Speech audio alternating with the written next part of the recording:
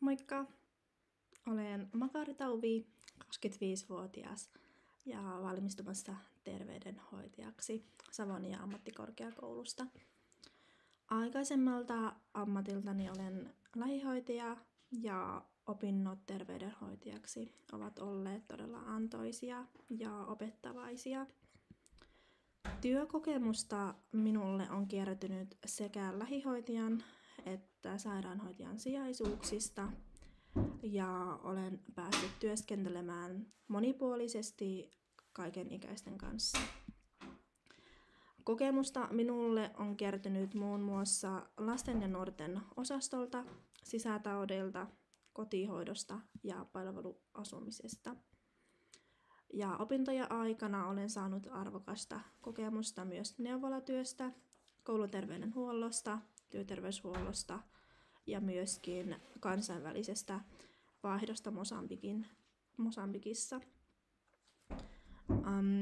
Terveydenhoitajatutkinto on antanut minulle vahvan osaamisen ennaltaehkäisevästä hoitotyöstä, terveyden edistämisestä ja asiakaslähtöisestä ohjauksesta. Olen oppinut tarkastelemaan terveyttä kokonaisvaltaisesti ja koulutus on myös vahvistanut vuorovaikutustaitojani, vastuullisuuttani ja kykyä toimia itsenäisesti erilaisissa tilanteissa. Nämä kokemukset ovat vahvistaneet ja ohjanneet kiinnostustani erityisesti äitiys- ja lastenneuvolatyöhön, työterveyshuoltoon ja avoterveydenhuoltoon. Lisäksi olen erittäin kiinnostunut rokotusohjelmasta ja rokotteisiin liittyvästä asiantuntijuudesta. Ja koen, että minulla on vahvat vuorovaikutus- ja yhteistyökykytaidot ja osaan kohdata asiakkaat ja potilaat ammatillisesti ja empaattisesti. Kuvailisin itseäni avoimeksi, ystävälliseksi ja itseohjautuvaksi.